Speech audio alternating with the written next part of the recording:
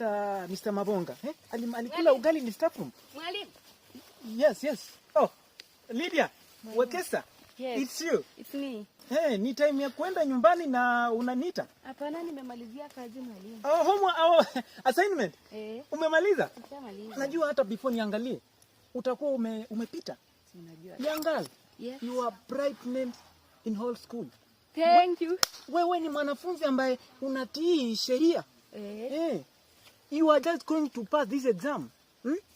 Mtoto unang'aa kama dhahabu. Mtoto unasheheni kama litaho ya mlosi. You are just good girl. Wacha niangalie young girl.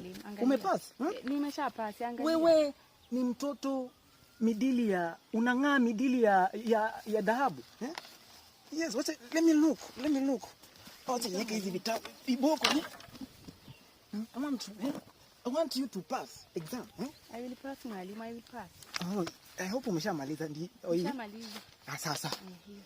Okay. Iko sawa ya kwanza. Inasema sentensi. Andika katika orejeshi tamati.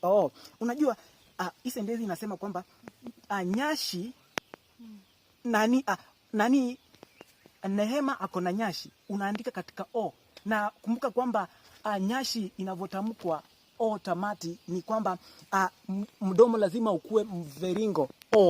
Nyashi. Nyashi. Hapo good girl. Inda. But hii sentensi ikoje? Ikoje mwalimu? Umefeli sentensi kama hii? Mwalimu kweli. Ati sentensi inasema kwamba Wafula alibakisha ugali.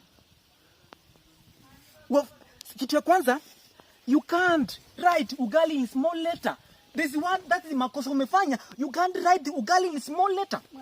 Another mistake ni kwamba umeandika hii sentensi wakati uliopita. Wafula hawezi bakisha ugali. Another reason, kneel down. Another reason, makosa mengine umefanya ni kwamba ugali ilibaki ilienda wapi? Wafula hawezi bakisha ugali. Yanga, hebu just mwalimu anaweza kuwa nilikula. Mwalimu anaweza kuwa nilikula.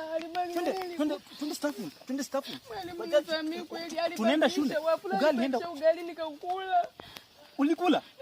Nilikula. Twende. I'm just going to punch you.